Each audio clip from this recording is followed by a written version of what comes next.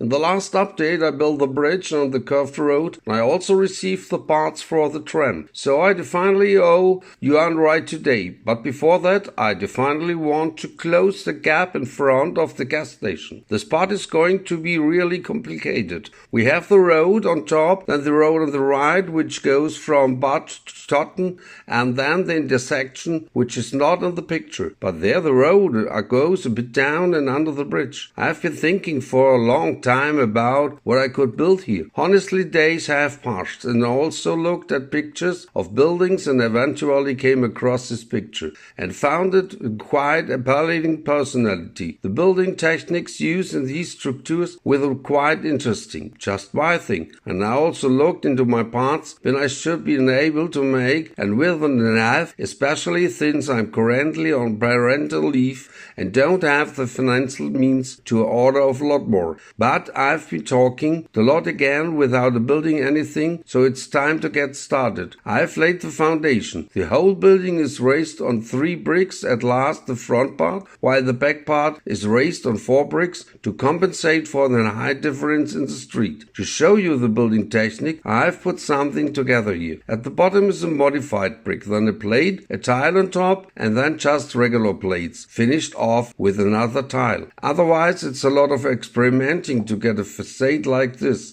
The back part is 1 brick higher than the front part. There will finally be a shop to be the back part, and the front part where you can see the entrance. There will also be a shop. I've also designed the whole building, so that's here's an open space in the front with a staircase to connect the 2 levels. Later on, the tree, benches and other things will be added to be open space, but that will come during the episode. I'd first like to thank Webrick again, as they provide to be another kilogram of bricks. These 1 2x2 white bricks are extremely important for the next building phase. So once again, many thanks to Webrick. And that's how quickly I can go. Most of the 1 to 2 bricks are already used up again. For the other walls, which are not visible, I'm simply used to 1 to 2 bricks, and weather will make any color change with the dedicated deepen on and kind of stores decide to put in here. And very first idea was to have a disco in this corner, but a disco really doesn't fit in this type of building. You can already see the second floor taking shape. An apology for not being able to show you the spilled build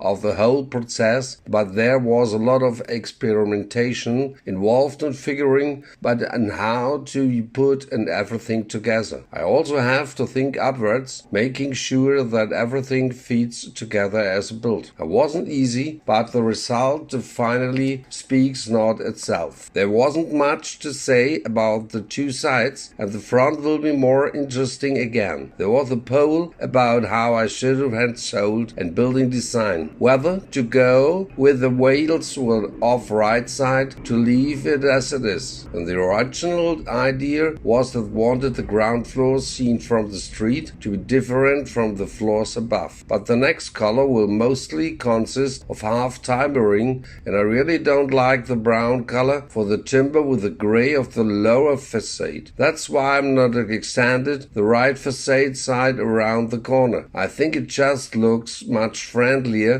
especially with the half timbering above. And this part has already been built and as well in the process of making all these changes. But the half timbering will be only on the right side of the building. On the left side there's a gas station next door, and I don't think a gas station and a half timbering really go together. Well, that's why, as you can see in the original picture, the half timbering is mixed with brickwork. So I thought it was exactly the right choice to place this building here, and I also want to quickly come back to the half timbering. It's stiff in Italy, a wild building technique, and took a lot of time. Define in Italy these cross beams, which are actually just inserted through tiles, and the angle of the cross beams is then determined by the slope of the grids, the brick modified, which is 2/3 high, lots of plates and lots of tiles. And I really love the combination of the framework, the masonry, and also the sandstone. We're definitely going to enhance this picture now because the building still needs a proper front door, and the staircase leading to the building is also a must. Before that, I placed 2 flowers in the mailbox and put an advertisement poster above the entrance. A hotel won't be put in here, but I found the tiles quite okay for the moment. Then the sidewalk needs to be added and also change the base of the house of 10. In front of the sidewalk I needs to be added and then also change the base on the house of 10. In front a beach and band and the side and hatch and minifigures to populate the scans. And on the sidewalk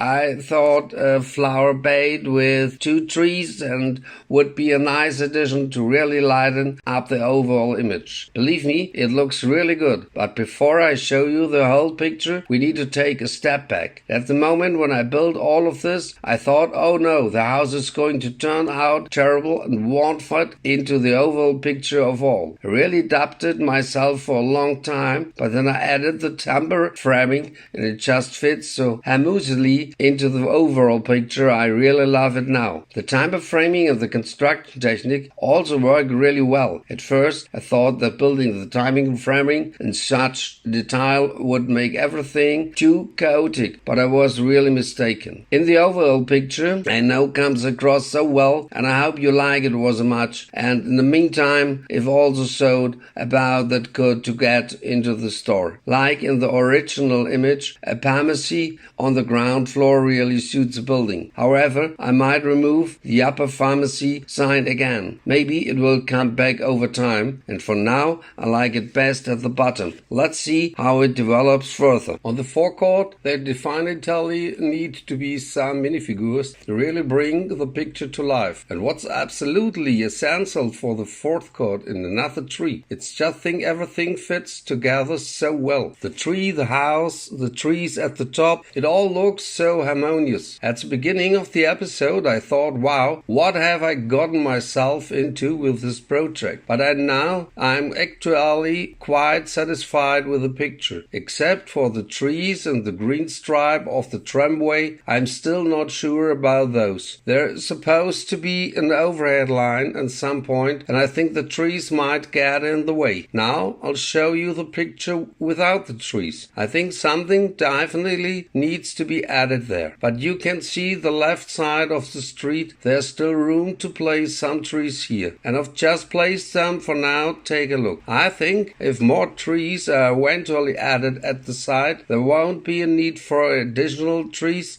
in the middle of the tramway. We'll have a clear view for the tram with nothing obstructing the view. And I hope you're all happy with the solution too. And since the front side is already looking pretty good, the back side needs a bit of enhancement as well. There was still a question of what to put in the store. I think a flower shop would be perfectly in that space, especially with the idea I have for the upper part. But I come back to that in the moment. The overall picture here is also looking pretty back, especially with the tree again. That just adds so much to do it incredible. Normally this episode would be over now, but not today. There's a little special for 10,000 subscribers. First of all, I want to thank each and every one of you. This whole project wouldn't be possible without you, and I'm speechless and can hardly believe it. 10,000 subscribers, amazing. But I think I've thanked you enough now. It's time to reveal this time Sims think it's all about. I show you the original picture again for context, and you can already see that I'd like to include that extension from the house in my own house as well. So I sat down and experimented, and this is the result. Even the Sims under this bay window were a tone to work, but overall I'm still not satisfied with the entire picture. There are just many gaps and that corners for my taste. So I came up with an idea. You know, those candlestick bars. I stuck them together with a clip at the bottom, and you can easily place them in here. This closes off the corners as well. The problem is that I don't have these candlestick bars in brown. I need to to order them. I would like uniform in the bottom is brown, then white in the middle, and brown again on top. But the big usually is that I don't have the parts at the moment. I actively run out of the parts, so I can't finish this part either. It's really a shame because I would have loved to continue building here. And the whole building is becoming a bit more complicated than it already is. You can see the second issue at the top. I need to make sure the gable at the front looks uniform. And otherwise the left side would be steeper than the right side. I needs to be symmetrical going up. Another problem is that I need to be careful not to make the roof too high. There are definitely still many problems waited to be solved. And that's exactly what I enjoy, and I'm already looking forward to it. Now the question remains, what will be placed in the building? I would suggest placing a town hall here. It's a central location. The building is also quite spectacular and think it's perfect for a town hall. Feel free to leave your options in the comments about what you think of this idea. And the ground floor would be flower shop and the pharmacy, and starting from the first floor, the town hall. I'm looking forward to our options on this. At the end of the episode, I also show the tram running again, and San built it in the last video. I haven't shown you how it runs yet, and there's the need to explain it further. It's exactly the same, just a different color from the first tram. Check out Leo's channel again, where you can also download the instruction for free. And once you've downloaded them, go to Webrick. Last the parts to this here, and within a few seconds all the parts will be a shopping cart or wanted list. The price is also unbeatable. I definitely recommend Webrick and am very satisfied with their website. The color selection is also fantastic. And that's it for today. Thank you all for watching. To everyone who supports me, many thanks, and of course at the 10,000 subscribers.